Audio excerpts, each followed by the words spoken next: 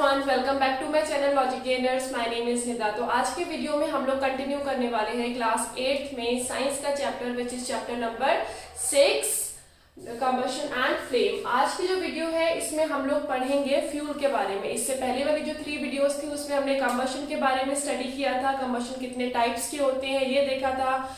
अगर कोई भी प्लेस होता है तो वहां पर अगर फायर कैच कर जाए तो वहां पर हम किस तरीके से उसको कंट्रोल कर सकते हैं।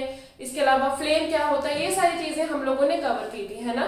तो चलो आज स्टार्ट करते हैं हम video with the new topic which is what is a fuel. Fuel होता क्या है।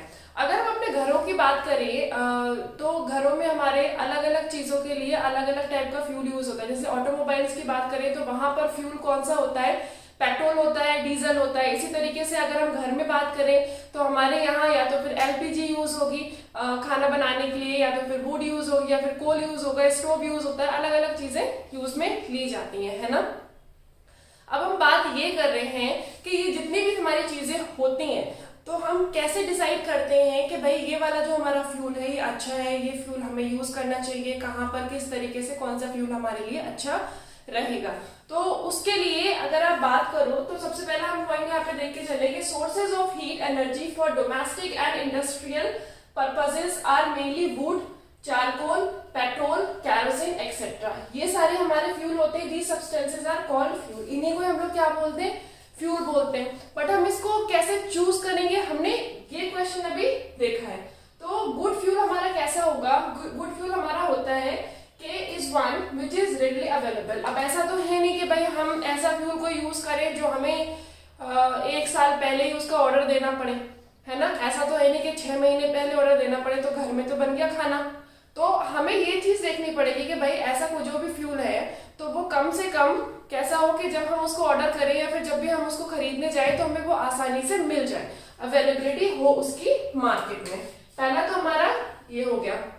दूसरी इसमें क्या क्वालिटी होनी चाहिए हमारे फ्यूल में कि इट इज चीप, ये थोड़ा सा सस्ता होना चाहिए, है ना। ऐसा तो है नहीं कि भाई बहुत ज्यादा महंगा फ्यूल है। अब घर में जो एलपीजी है या फिर काउ डंग केक्स आते हैं जिसको हम उपला बोलते हैं ना, उसको गांव में उसको जलाया जाता है, कोल होता है।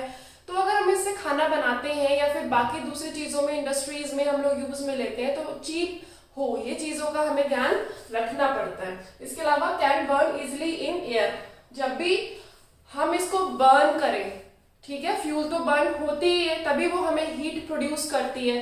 तो अगर वो हम उसको बर्न करते हैं तो एयर में आराम से वो बर्न हो जाए एट मॉडरेट रेट। ये सबसे इंपॉर्टेंट भी है क्योंकि मॉडरेट रेट। अब जैसे कि मान लो मैंने आपको कागज दे दिया, पेपर दे दिया, बहुत इजीली जल जाएगा बट फटक से जल के खत्म हो जाता है। तो भाई धीरे धीरे जले, ऐसा भी नहीं कि बिल्कुल स्लो ही जल रहा है या फिर बहुत फास्ट जल जाए। तो उसका रेट जलने का कैसा होना चाहिए, मॉडरेट होना चाहिए।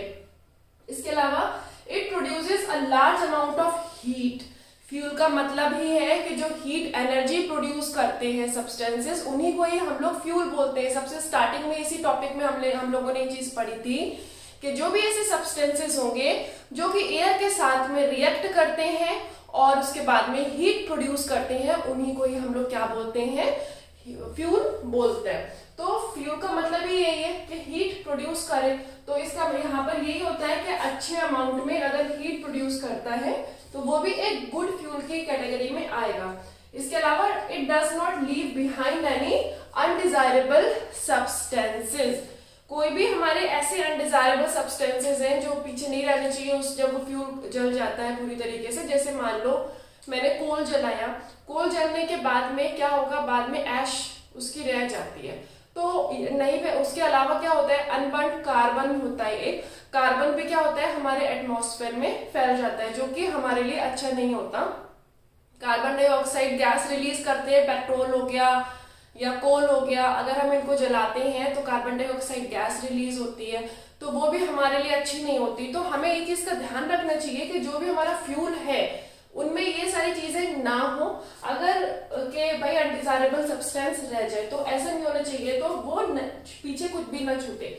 अब आप प्रैक्टिकली अगर इस चीज की बात करते हैं कि क्या कोई ऐसा फ्यूल है कि जो चीप भी हो, इजिली अवेलेबल भी हो, हीट भी बहुत ज्यादा दे, इसके अलावा कोई भी अनबर्न्ड पार्टिकल्स भी ना रह जाए, अनडिजायरेबल पार्टिकल्स भी उसमें ना रह जाए पीछे। तो प्रैक्टिकली देखा जाए तो ये चीज पॉसिबल नहीं है।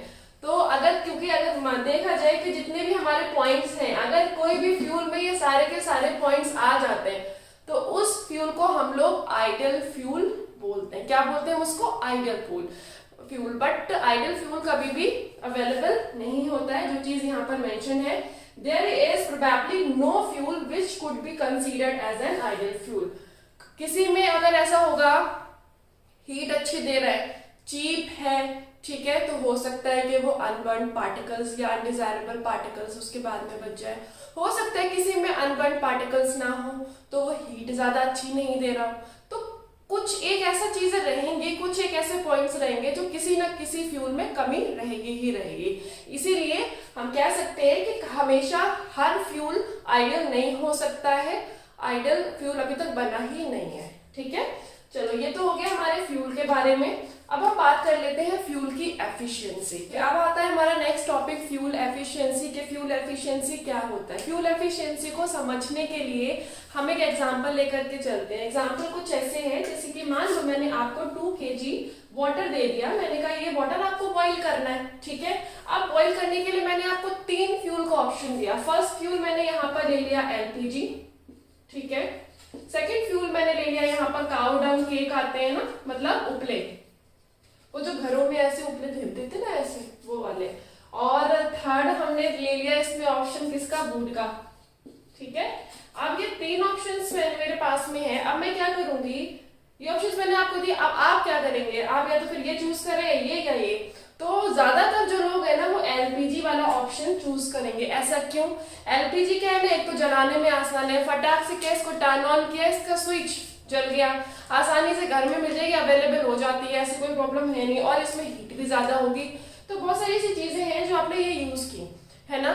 तो अब ऐसे हमें कैसे पता चल रहा है कि इसमें हमारी जो हीट है वो ज्यादा जल रही है, मतलब हमें इसमें ज्यादा हीट मिल रही है। यहाँ पर तो क्या है, हमें ये पता चल गया कि जल्दी से गर्म हो गया पानी, तो पता चल गया। वैसे हम किसी भी फ्यूल की एफिशिएंसी इस तरीके से निकाल सकते हैं कि अगर कोई भी हमारा जो फ्यूल है वो जितनी ज्यादा हीट प्रोड्यूस कर रहा है ना, तो उतना ही ज्यादा एफिशिएंट है, उतना ही ज्यादा वो उसके अंदर एफिशिएंसी होगी। तो हम लोग एक चीज कह सकते हैं कि आप कोई भी अगर फ्यूल लेते हैं और उस फ्यूल में मान लो आप 1 किलोग्राम वो फ्यूल ले रहे हैं, और 1 किलोग्राम के अंदर जितनी भी हीट जनरेट हो रही है वो क्या होगी? उस फ्यूल की एफिशिएंसी होगी। तो फिर से यही चीज देखते हैं, LPG, पेट्रोल ले लिया मैंने, ठीक है। इसके अलावा काऊ डंग केक ले लिया,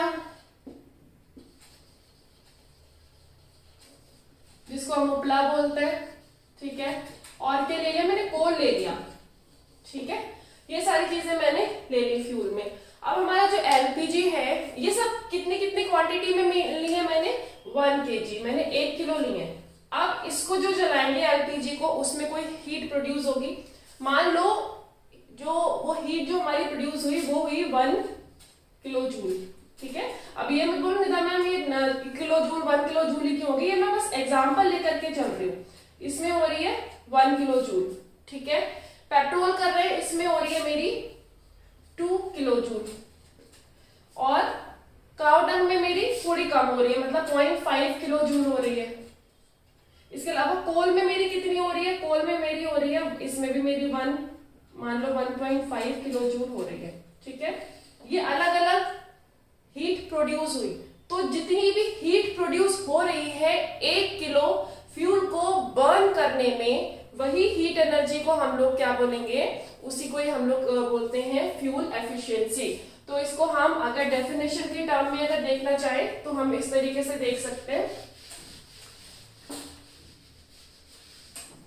कि the amount of heat energy produced on complete combustion of 1 kilogram of fuel, मतलब एक फ्यूल के कंबशन में, एक फ्यूल को पूरी तरीके से बर्न करने के बाद में जो एनर्जी, हीट एनर्जी प्रोड्यूस हो रही है, उसी को ही हम लोग क्या बोलते हैं? कैलोरीफिक वैल्यू बोलते हैं, ठीक है।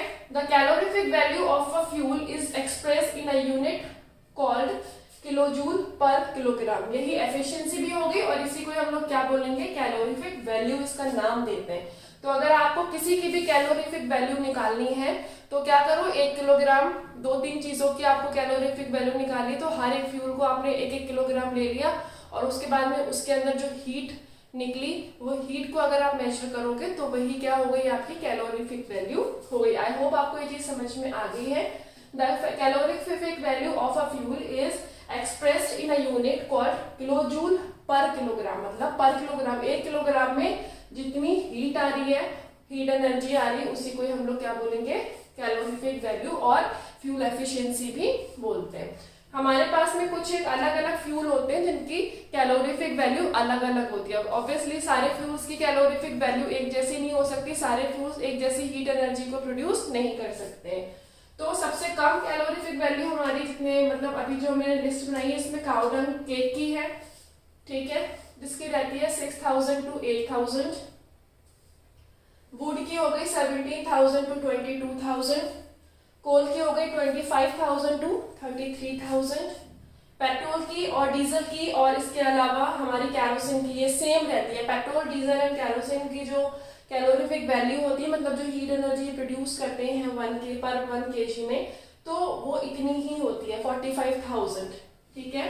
सीएनजी की हमारी थोड़ी ज्यादा होती है इनसे, पेट्रोल और डीजल से, जो कि होगी 50,000। एलपीजी की इससे भी ज्यादा होती है जो कि 55,000 होगी, और सबसे ज्यादा जो होती है वो होती है 1,50,000 जो कि हाइड्रोजन प्रोड्यूस करता है, ये सबसे ज्यादा होती, ठीक है। तो इसको अगर हम लोग प्रोड्यूस करेंगे तो हमारा कैलोरीफिक वैल्यू जो हमारी निकल कर आती है, अगर हम फॉर्मूले की टर्म में इसको देखें तो क्या होगी, किलो जूल पर किलोग्राम। इस पर आपके न्यूमेरिकल्स बनते हैं, कुछ क्वेश्चंस जो आपके एक्सरसाइज में आएंगे। ये हमारी कैलोरीफिक वैल्यू या फिर फ्यूल एफिशिएंसी होती है कि जितना ज्यादा एफिशिएंट होगा, मतलब जितना हीट एनर्जी प्रोड्यूस करेगा उतना ही ज्यादा एफिशिएंट होगा हमारा फ्यूल, ठीक है।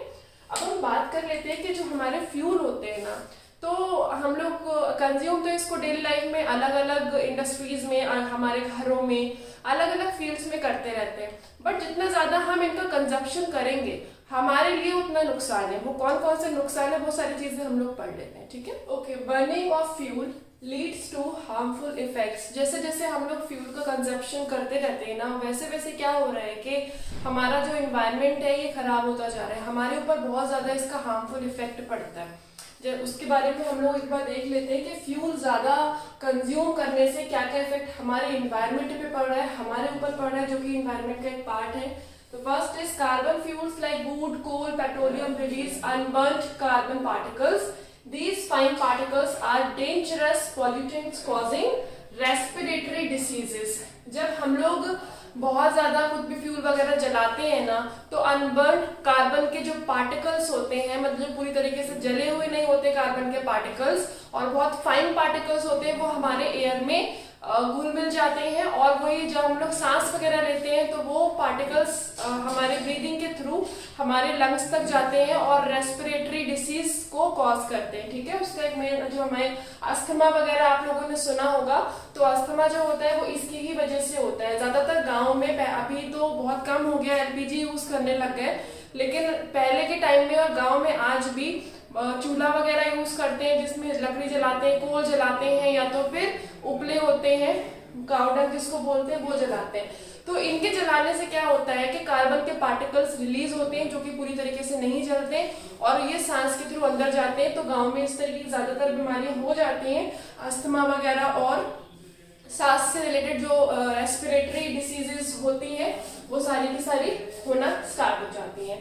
सेकेंड हो गया हमारा incomplete combustion of these fuels gives carbon monoxide. इसके अलावा जब ऐसे कोई फ्यूल होते हैं, जैसे जो अभी मैंने बताया, कोल हो गया, पेट्रोलियम हो गया, डीजल हो गया, जब इनकम्प्लीट इनका बर्न होता है, तो जब हम इनका कंबशन करते हैं तो एक गैस रिलीज होती है विच इज कार्बन मोनोऑक्साइड। ये कार्बन मोनोऑक्साइड जो गैस होती है ना, ये बहुत ही ज्यादा डेंजरस होती है हमारे लिए, हमारी हेल्थ के लिए और हमारे पूरे इन्वायरमेंट के लिए। It is very poisonous gas, के बहुत ज्यादा पॉइजनस गैस होती है, और ये एक तरीके से ग्लोबल वार्मिंग भी बहुत ज्यादा करती है। तो कभी कभी आपने सुना होगा कि ये ना थोड़ी सफोकेटिंग भी होती है, सफोकेशन क्रिएट करती है। आप लोगों ने ऐसी न्यूज सुनी होगी कि रात में सिगड़ी वगैरह जला करके कुछ लोग सोए थे और डोर बंद था, तो उसकी वजह से क्या हो गया कि सुबह में वो लोग मरे हुए निकले। उसका रीजन यही होता है कि अगर हम लोग कोई सिकड़ी वगैरह कोल वगैरह जलाते हैं सर्दियों के टाइम में, तो वो जो कोल होता है जब वो जलता है तो उसके अंदर से कार्बन मोनोऑक्साइड गैस निकलती है जो कि सफोकेशन क्रिएट करती है, क्योंकि वो सफोकेटिंग गैस होती है। और जब हमारा रूम बंद होता है तो एयर ज्यादा अंदर ना आने की वजह से सफोकेशन से ही जो लोग सो रहे होते हैं उनकी सोते सोते ही डेथ हो जाती है। ठीक है, ये हो गया एक रीजन। थर्ड हो गया combustion of most fuels release carbon dioxide gas in the environment. जब ऐसे जो भी पार्टिकल्स होते हैं इसमें कार्बन डाइऑक्साइड गैस रिलीज होती है, इस कार्बन डाइऑक्साइड गैस की वजह से क्या होता है कि हमारे ये इसमें कार्बन मोनोऑक्साइड ले लो या कार्बन डाइऑक्साइड गैस ले लो, इन दोनों ही गैसेस में एक क्वालिटी होती है कि ये हीट को ट्रैप करके रखते हैं। तो कभी भी अगर ऐसा होता है कि सनलाइट जब हमारे अर्थ पर आती है तो अगर कार्बन डाइऑक्साइड या कार्बन मोनोऑक्साइड की जो वैल्यू है वो अगर बढ़ जाती है तो ये हीट आ तो जाती है और इसको ट्रैप करके रखते हैं, तो ये इसको रिलीज नहीं करते। इसकी वजह से जो हमारी अर्थ है, अर्थ पर जो वार्म होता है वो ज्यादा बढ़ जाता है, तो ग्लोबल वार्मिंग बढ़ती है इससे। ठीक है, थर्ड पॉइंट ये हो गया हमारा burning of coal and diesel release sulphur dioxide gas. जब भी हम लोग पेट्रोल या फिर डीजल को बर्न करते हैं तो बर्निंग की वजह से एक गैस रिलीज होती है विच इज सल्फर डाइऑक्साइड। वैसे तो सल्फर गैस की सल्फर क्या करती है, जो ऑक्सीजन है उसके साथ मिलकर के सल्फर डाइऑक्साइड गैस बनाती है। सल्फर डाइऑक्साइड गैस ले लो या फिर नाइट्रोजन ऑक्साइड अगर हम गैस करते हैं तो ये दोनों रिएक्ट अगर वाटर के साथ कर गई, मतलब इनके साथ में अगर वाटर मिल गया तो ये एसिड बना लेती है। सल्फर भी वाटर के साथ में रिएक्शन के बाद में एसिड बनाता है और नाइट्रोजन भी, नाइट्रोजन गैस जो होती है वो भी वाटर के साथ में रिएक्शन के बाद में एसिड बनाती है। तो इन दोनों की वजह से क्या है कि आप लोगों ने सुना होगा एसिड रेन होती है, तो उसमें क्या है कि अगर जहां पर भी पड़ती है उस एरिया को जला देती है, बर्न कर देती है। तो यही दोनों गैसेस जब बारिश होती है रेनी सीजन में, जब एटमॉस्फेयर में जो एयर वाटर होता है ये दोनों गैसेस उनसे मिल जाती हैं और उसके बाद में ये एसिड बना लेती है और यही इसी को हम लोग एसिड रेन कहते हैं। ये बहुत ज्यादा हार्मफुल होता है हमारे क्रॉप्स के लिए, एनिमल्स के लिए, हमारी बिल्डिंग्स के लिए, हम लोगों के लिए ये हार्मफुल होता है। तो इस तरीके से हम लोग समझ सकते हैं कि जो फ्यूल जो हम लोग बर्न कर रहे हैं, इतना ज्यादा इनका जो कंजप्शन है वो कर रहे हैं, तो एक घड़ी तो हम कंजप्शन कर लेते हैं बट इस कंजप्शन की वजह से हमारे इन्वायरमेंट में इसका क्या फर्क पड़ता है। तो इसी के साथ ही हमारा चैप्टर होता है आज फिनिश, और अब हम नेक्स्ट वीडियो में मिलते हैं with new chapter, chapter number 7। आज की वीडियो आपको कैसी लगी आप प्लीज कमेंट बॉक्स में कमेंट करके जरूर बताइएगा। अगर अच्छी लगी हो तो इसको अपने जो फ्रेंड्स हैं उनके साथ में शेयर करिए और सब्सक्राइब करिए अगर आप चैनल पर नए हैं, लाइक करिए वीडियो को। मिलते हैं अपने नेक्स्ट वीडियो में, बाय बाय, टेक केयर।